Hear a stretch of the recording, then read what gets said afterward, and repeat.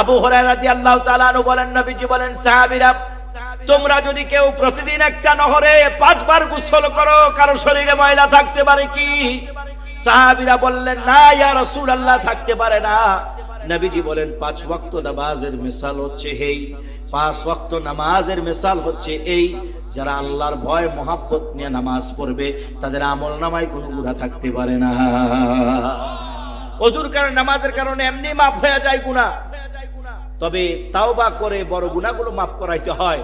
তবে কিছু মুফাসসিরিন বলেন, যারা 5 ওয়াক্ত নামাজ আদায় করে তারা আল্লাহর কাছে ইস্তেগফার করে, তারা আল্লাহর কাছে তাওবা করে, এর মাধ্যমে নামাজের উসিলায় তার জীবনের সব গুনাহ মাফ হয়ে যায়। আল্লাহু আকবার। ধরেন নামাজ রোজা পড়ে এরকম একজন ব্যক্তি মোটামুটি দিনদার, ওনার মেয়েরে কেউ একজন ভালোবাসে, তো বেচারা বুঝা চিন্তা করতেছে আসলে কি সত্যিকার অর্থে মেয়েরে ভালোবাসে না মেয়ের রূপরে ভালোবাসে, একটু পরীক্ষা করা দরকার। একদিন জামাল গোড়া খাওয়াই দিছে, পাতলা বায়না করতে করতে এই মেয়ে করছে কি আপনার হুগাইয়া কার্ড হয়ে গেছে, দেখলে ভূতের মতো লাগে। এমন আছে না, ডায়রিয়া হইলে অনেক হয়ে যায় না এরকম। 2 দিন পরে ফুল লই আইছে, দেখতো যখন দেখছে চেহারা নমুনা আর নাই, ফুল আর ওই মেয়ের হাতে না দিয়া বর্জুতা হারাইছে, কইবে আমি ভালোবাসি না। বাবা আবার ওষুধ পানি খাওয়াইয়া স্যালাইন ট্যালাইন দিয়া সুস্থ কইরা বাবাই বলল, মা আমি একটু পরীক্ষা করতে চাইলাম, আমার কলিজার ধন নয়নের পুতুলিরে যার হাতে তুইলা দেব, সত্যিকার অর্থে কি আমার মেয়েরে ভালোবাসেন, আমার মেয়ের রূপকে ভালোবাসে? যদি মেয়েরে ভালোবাসে 80 বছর বয়সে গিয়া ভালোবাসা থাকবে, যদি মেয়েরে ভালো না বাসে 35 বছর পরে রূপ আস্তে আস্তে যাবে, তো ভালোবাসাও যাবে। কথা বলেন ঠিক কিনা? এইভাবে করে আমি আপনি আমারও বলতেছি, কোনো না কোনো ভাবে দুনিয়ার মায়ায় পইরা সত্যিকার অর্থে আল্লাহরে জান্নাতে ভুইলা যাচ্ছি, যে জায়গায় আমরা সব সময়ের জন্য থাকবো। কথা বলেন ঠিক কিনা? তো বলছিলাম, মুরব্বি জিজ্ঞাসা করতেছে, এই যে তিনি মর্তবা পাইলেন কেমনে? পর্দার আড়াল থেকে বোন বললেন, ভাতিজা আমার, তোমার চাচা তো আলেমও ছিল না, আবার বাংলা লাইনও খুব বেশি জ্ঞানী ছিল না, তবে আমি আমার স্বামীর 2টা আমল দেখেছি।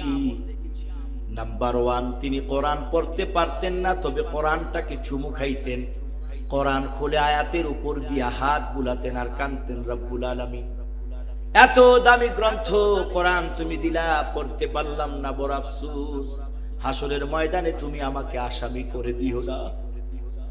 আরেকটা জিনিস তার মধ্যে ছিল, 5 ওয়াক্ত নামাজ ছেড়ে দেয় নাই, সময় মতো ওয়াক্ত মতো নামাজ পড়তেন। আর আমাদের মুসলমান এখন এরকম আছে, বিশেষ করে মা বোনদের মধ্যে কাজ করতে করতে এত ব্যস্ত, যোহরের নামাজ গিয়া আসরের সময় পড়ে, এমন আছে না নাই? আল্লাহ বলেন, ইন্নাস সালাতা কানাত আলাল মুমিনিনা কিতাবাম মাওকুতা, নিশ্চয়ই নিয়ম অনুবর্তীদের উপরে নামাজকে ফরজ করা হয়েছে। নামাজ পড়া যেমন ফরজ, সময় মতো ওয়াক্ত মতো নামাজ আদায় করা ফরজ। সুবহানাল্লাহ বলবেন না? আমাদের দেশে তো এই মনে করেন যে সকাল 9টার গাড়ি আয়ে পরের দিন সকাল 9টায়, ঠিক না? তো একদিন ঠিকই সকাল 9টায় আসছে, যাত্রীরা বলতেছে যাক মাশাআল্লাহ, অন্তত পক্ষে একটা দিন তো আইছে। স্টেশন মাস্টার বলতেছে খুশি হওয়ার কোনো কারণ নাই, এটা গতকালকের 9টারটা আজকে আইছে, গতকালকের 9টারটা আজকে আইছে। আর ইউরোপ আমেরিকাতে এরকম 4টা তো ভোর 4টায়, ঝড় আসুক তুফান আসুক, তারা সময়ের মূল্য দিয়েছে, যে কারণে তারা এগিয়ে গেছে। সময়ের জ্ঞান শিখায় নামাজ। নামাজ যদি ওয়াক্ত মতো পড়েন, যে নামাজটা সুন্দরভাবে 1:15টার জামাত পড়ে, দেখবেন 2টার মধ্যে তার খাবার শেষ। কথা বলে ঠিক কিনা? 5 ওয়াক্ত নামাজ মানুষকে সময়ের নিয়ন্ত্রণ করা পর্যন্ত শেখায়। তো 2টা ইবাদত আজকে বলছি, তো লম্বা করব না, কোরআনের তেলাওয়াত করবে। এর উপরে আল্লাহর রহমতে আমি কোরআন হাদিস দিয়ে শুকুর লা ফখর, আমি আরো আধা ঘন্টা 40 মিনিট বলতে পারবো, গেলাম না। এই জন্য আমি বলছি যে আল্লাহ বলছে কোরআন পড়ো, পড়লে তুমি অনেক কিছু শিখবা, জানবা, আর তুমি সালাত কায়েম করো। নিশ্চয়ই নামাজ মানুষকে অশ্লীল মন্দ কাজ থেকে বিরত রাখে। এই নামাজের কথা বলেই আমি আমার আজকের আলোচনা ইতি টানবো। নবীজি সাল্লাল্লাহু আলাইহি ওয়াসাল্লামের সাহাবী হযরত হুবাইব ইবনে আদি রাদিয়াল্লাহু তাআলা আনহুকে কাফেররা গ্রেফতার করে নিয়ে যাচ্ছে তানঈম নামক প্রান্তরে, লাত উজ্জা মানাতের স্লোগান দিয়ে।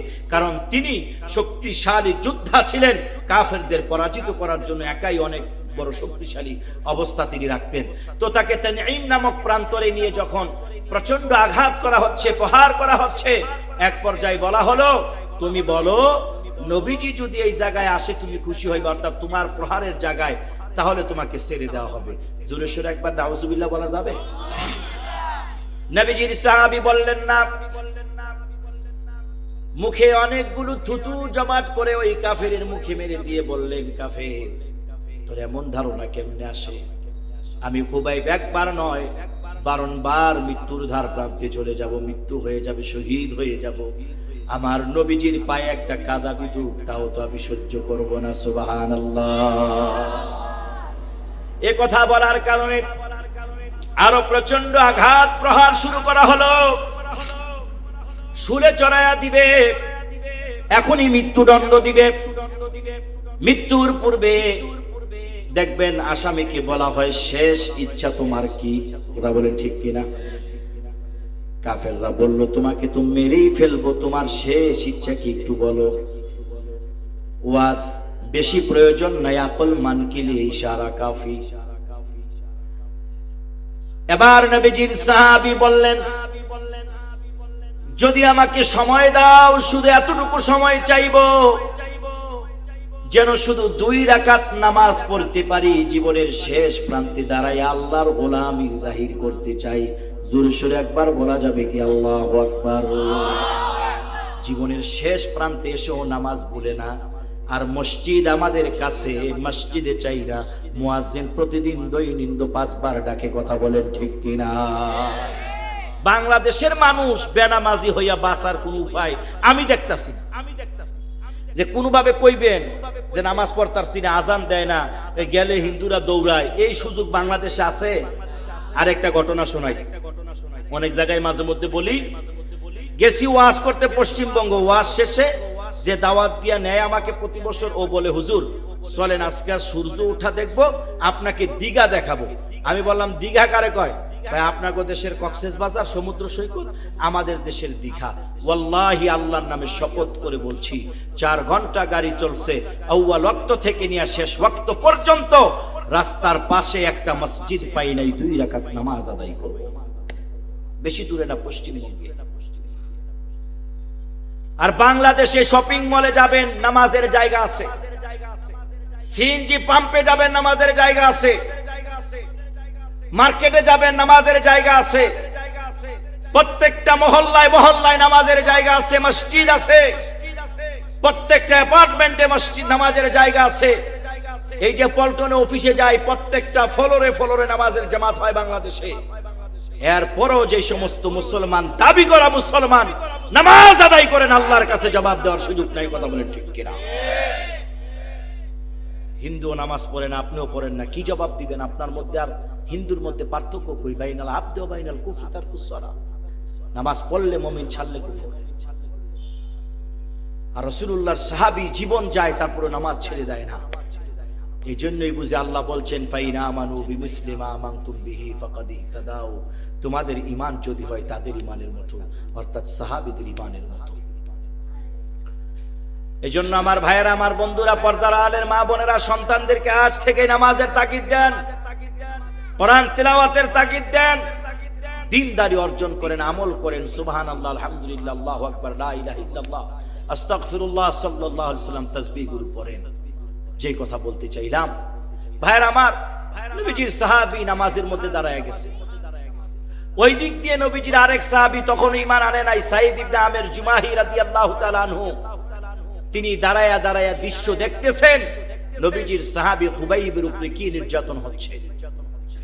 তিনি বলেন, যখন খুবাইব নামাজে দাঁড়ালেন, শান্ত মন নিয়ে নির্ভয়, যেন তাকে এর পূর্বে কিছুই করা হয় নাই।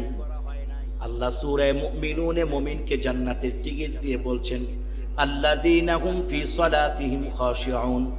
যারা আল্লাহর ভয় নিয়া একাগ্রতার সাথে, হুজুর সাথে নামাজ আদায় করে। এই নামাজ এমন নামাজ আদায় করলে কি হয়? নবীজি বলেন, নবী হুরায়রা রাদিয়াল্লাহু তাআলা, আরাআইতুম লাউ আন্না নাহরান বিবাবি আহাদিকুম ইয়াগতাসিলু ফীহি কুল্লা ইয়াউমিন খামস হাল ইয়াবকি মিন দারনিহি শাইউন? ক্বালু লা ইয়াবকি মিন দারনিহি শাই। قال فذلك مثل الصلاة الخمس يمحو الله بهن الخطايا আবু হুরায়রা রাদিয়াল্লাহু তাআলা আনহু বলেন, নবীজি বলেন, সাহাবীরা তোমরা যদি কেউ প্রতিদিন একটা নহরে 5 বার গোসল করো, কারো শরীরে ময়লা থাকতে পারে কি? সাহাবীরা বললেন, না ইয়া রাসূলুল্লাহ, থাকতে পারে না। নবীজি বলেন, 5 ওয়াক্ত নামাজের মিসাল হচ্ছে এই, 5 ওয়াক্ত নামাজের মিসাল হচ্ছে এই, যারা আল্লাহর ভয় মহব্বত নিয়ে নামাজ পড়বে তাদের আমল নামায় কোনো গুনাহ থাকতে পারে না। ওযুর কারণে, নামাজের কারণে এমনি মাফ হয়ে যায় গুনাহ, তবে তাওবা করে বড় গুনাহগুলো মাফ করাইতে হয়। তবে কিছু মুফাসসিরিন বলেন, যারা 5 ওয়াক্ত নামাজ আদায় করে তারা আল্লাহর কাছে ইস্তেগফার করে, তারা আল্লাহর কাছে তাওবা করে, এর মাধ্যমে নামাজের উসিলায় তার জীবনের সব গুনাহ মাফ হয়ে যায়। আল্লাহু আকবার। তো যেই কথা বলছিলাম, রাসূলুল্লাহর সাহাবী সাঈদ ইবনে আমের জুমাহি বলেন, আল্লাহর নবীজির সাহাবী এত কঠোর পরিস্থিতির মধ্যে এত শান্তভাবে সুন্দরভাবে আল্লাহর সামনে দাঁড়াইছে, যেন তিনি আল্লাহকে দেখছেন, জান্নাত দেখছেন। এত সুন্দরভাবে তিনি নামাজ পড়তেছিলেন, তার নামাজের দৃশ্য দেখে আমি সাঈদ ইবনে আমের জুমাহির কলিজার মধ্যে যেন ইসলামের শিখর সুদ্ধা গেড়ে যাচ্ছে। আল্লাহু আকবার, আল্লাহ। আর আমরা নামাজ পড়লে মশা শরীরে বয় না। এক মুরব্বী নামাজে দাঁড়াইছে, মশায় চিন্তা করছে একটু রক্ত খেয়ে লই। মুরব্বী মনে মনে কয়, বইয়া দেখ খালি। আমি বাইরের কথা কই না, টাঙ্গাইল গেছিলাম, তারাবি নামাজ পড়াইতাম 2007 সালে কি 8 সালে। তো ফজরের ওয়াক্তে আমরা যখন ভোরে জাগাই না, মাইক দিয়া গান টান গজল টজল গাই না, তো আমি মাঝে মধ্যে গজল গাইতাম। তো হিন্দুরা কয়, কইতে আইসি, হুজুর তো ভালোই গায়। কয়, ফাঁকের থেকে আইসি। মেজাজ হয়ে গেছে গরম। কি কয়, আমি ফাঁকের থেকে আইসি মানে? কোন দেশের গালি, কোন দেশের বুলি। তো ফাঁকের থেকে আমি বুঝছি 3rd পারসন ব্যক্তি, আমি গেরাবার। কিন্তু ওদের দেশে কথা হইল দূর থেকে আইসে মেহমান। তো যাই হোক, গজল গাইতাম। তো একজনে আমারে মুসল্লি কম বয়সের, হ্যাঁ, একদিন গাইতে গাইতে আইতাছে, নামাজে হইল না রে তো, নামাজের লইলি না খবর, ধরলি নামাজে পড়লি না আমার সারা জীবন ভর, নামাজে হইল না রে তো, নামাজের লইলি না খবর, নামাজের নিয়ত করে দাঁড়াইছো নামাজে, মনটা যদি থাকে তোমার দুনিয়ারি কাজে, নামাজ হইল না রে তো। লম্বা, আমি তো এটি গাইতে আই নাই, তোরে কইলাম ভালো একটা গজল রে, আসলে সত্যি, তুই আমারে লেখা দিস, আমি আগামীতে গামু। হুজুর, এটা গজল না, মমতা জাফা গাইছি। তো আমি কইলাম, যাক, কথা সত্য মতলব খারাপ। এই ভান্ডারি যারা গায়, ওরা কয় নামাজ কিত্ত জীবনে একবার পড়লেই সার, এরকম আছে না নাই? এরপরে কয় মনের পর্দা, বড় পর্দা, লাইট নিবাইয়া পর্দা উড়াই দিয়া লেডিজ আর জন্টিস এক লোক হইয়া নাচতে নাচতে বেহুশ হয়ে যাইতেছে। এর নাম ইসলাম হতে পারে না। কথা বলেন ঠিক কিনা? বাউল গান দিয়ে আমরা ইসলাম শিখাই। আমরা ইসলাম শিখবো যেভাবে নবী আর সাহাবী শিখাইছে। কথা বলেন ঠিক কিনা? ওই বাউল গানের একটা রাত দিয়া নবী রাসূলের জীবনী কইলে আমরা মানবো তা না। নবীজি যেইভাবে ইসলাম শিখাইছে, সাহাবীরা যেইভাবে শিখছে, সাহাবীরা শিখাইছেন যেইভাবে, তবে তাবিন, খোলাফায়ে রাশিদিন, আইম্মাতুল মুজতাহিদিন, আলেম উলামা, সালফে সালেহিন, আজ পর্যন্ত কোরআন সুন্নাহর ভিত্তিতে যদি একজন কৃষক কথা বলে তাকে সেলুট। কোরআন সুন্নাহর বাহিরে গিয়া যদি শেখ আব্দুর রহমান আস-সুদাইস কথা বলে, আব্দুর রহমান আস-সুদাইসকে মানি না, কোরআন সুন্নাহকে সেলুট। কথা বলেন ঠিক কিনা? তবেই আমাদের মুক্তি আসবে। তো আমার ভাইয়েরা, মুরব্বী চিন্তা করছে না, মুরব্বীর কথাও ঠিক আছে, তো যুক্তি আছে। আমি কি তুই মনে করছো সেই বিনা বোর্ডের এমপি হইয়া কোটি কোটি টাকা কামাইছি আর হালাল হারাম খাইছি, রক্ত বানাইছি, এই রক্ত খাইবি? এত সহজ না। হাল লইয়া গিয়া, লাঙ্গল লইয়া গিয়া চাষাবাদ কইরা অনেক কষ্ট কইরা কামাইয়া ধান আনছে, ওই ধান থেকে চাইল বউয়ে কষ্ট কইরা রাঁধছে, ভর্তাদা খাইয়া রক্ত বানাইছি। হালাল রক্ত তুই খেয়ে যাই টিকা, মশা বইতে দেরি, বাম হাতে থাপ্পড় দিয়ে মশা বয়রা বানাইলে। কথা বলে ঠিক কিনা? নামাজ গেছে গা খবর। আর রাসূলুল্লাহর সাহাবী হযরত আলী তীর খোয়াইল আইছে, খবর নাই। তো নামাজে দাঁড়াইছে, নামাজের দৃশ্য দেখা কাফের মুসলমান হয়ে যায়। আর আমরা নামাজ দাঁড়াইলে মশা কয় বাম হাতে দিব, যাইস না। এই হইল আমাদের অবস্থা। নামাজ ঠিক করতে হবে, রুকু ঠিক করতে হবে, সিজদা ঠিক করতে হবে। এখনো অধিকাংশ মানুষের রুকু হয় না, সিজদা হয় না। ওই দিনও এক মসজিদে নামাজ পড়তে গিয়ে দেরিতে দাঁড়াইছি, কেরাত শুরু হয়ে গেছে। একজনের দেখলাম মাশাআল্লাহ টুপি পিন্দা দাঁড়িয়েও আছে, কিন্তু হ্যাঁ নামাজের মধ্যে দাঁড়ায় বাচ্চারা কই দিগায় এমন করতেছে এমনি নামাজ পড়তেছে। নামাজ হয় না আমাদের অধিকাংশ মানুষের, রুকু হয় না অধিকাংশ মানুষের। আজকের মাহফিল সফল। এখান থেকে গিয়ে যদি কোনো মা বোনকে কিংবা আপনি নিজেও ইমাম সাহেবকে দেখান যে আমার রুকুটা হয় নাকি, হয় কিনা, সেজদা হয় কিনা, তবেই আপনি সফল। কথা বলেন ঠিক কিনা? রাসূলুল্লাহর সাহাবী নামাজ পড়ছেন, নামাজ শেষ করলেন, এবার বলছেন ও কাফেরেরা শোনো, নামাজের মধ্যে তেলাওয়াত করে এত বেশি মজা পাচ্ছিলাম, যদি এই চিন্তা মনে না আসতো, তোমরা যদি আমারে মৃত্যুর ভয়কারী মনে করো, যে মৃত্যুর ভয়ে রাসূলুল্লাহর সাহাবী নামাজকে দীর্ঘ করে দিয়েছে, সেই কথা যদি আমার চিন্তা চেতনায় না আসতো, তাহলে নামাজের মধ্যে দাঁড়াইয়া কোরআনের তিলাওয়াতে এত বেশি মজা পাচ্ছিলাম, আরো বেশিক্ষণ আল্লাহর কোরআন নামাজের মধ্যে তিলাওয়াত করতে থাকতাম। আল্লাহু আকবার বলেন, আল্লাহু আকবার। কিন্তু আমাদের দেশে ইমাম সাহেব হুজুর যদি এশারের নামাজ এক পৃষ্ঠা দিয়া পড়ায়, কিছু মুরব্বী আছে বাড়িয়া কইবা আগের দিনের ইমামরাই ভালো ছিল, ইন্না আতইনা কাল কাউসার কুল হুয়াল্লাহু আহাদ দিয়া এশারের নামাজ পড়াইছে। এখনের নতুন নতুন মোল্লা মৌলবী আইছে, 1.5 পৃষ্ঠা কইরা পড়ে, মানজা ধইরা জায়গা হ্যাঁ কি বুঝে না, পিছনে যে বুড়া বুড়ি কয়েকটা আছে বুড়া বুড়া, এই বুড়ায় আবার দোকানে বইয়া চার দোকানে রং চা খাই ডানাতে, বাম হাতের সিগারেট টানে, আর উপরের দিকে ফু দিয়া দেহে, ফু যায় কদ্দুর, আর কই হুজুর আর কি কইব জানাই আছে, দেহে সিগারেটটা টান একটা দিয়ে এরকম তার সিগারেট যেমন আছে না নাই। নামাজে গেলে, ওয়াজে গেলে, মসজিদে গেলে হের কষ্ট লাগে। অথচ আবু সাঈদ খুদরি রাদিয়াল্লাহু তাআলা আনহু রাসূল থেকে বর্ণনা করেন, যাদেরকে মসজিদে আসতে যাইতে বেশি ডাকবা, সাক্ষ্য দিবা তাদের মধ্যে ঈমান আছে। সুবহানাল্লাহ, সুবহানাল্লাহ, জোরে বলেন না সুবহানাল্লাহ। তো এই কোরআন তেলাওয়াত যে যত সুন্দর পারবে, তো নামাজে সে তত বেশি পড়তে মন চাইবে। বিশেষ করে হাফেজে কোরআন যারা আছে, সবক শেষ কইরা এক পারা শোনায়, তো খুব নতুন সবক তো খুব ভালো লাগে। তো আমরাও যখন পড়ছি 10 পৃষ্ঠায় এক রাকাতে, 20 পৃষ্ঠা পড়ে লাইছি 2 রাকাতে, আবার কখনো এক রাকাতেই পড়ে লাইছি 20 পৃষ্ঠা, কারণ ভালো লাগতেছে, নিজে মুখস্থ পারি। তো রাসূলুল্লাহর কাছে যে কোরআন নাজিল হয়েছে, সরাসরি রাসূল থেকে সাহাবী পাইছে, ওই কোরআন পড়তে কত মজা লাগবে। সুবহানাল্লাহ বলবেন না সুবহানাল্লাহ? এইটা শেষ করে দিলাম। আরে সেই কোরআন তো এই কোরআন এখনো আছে।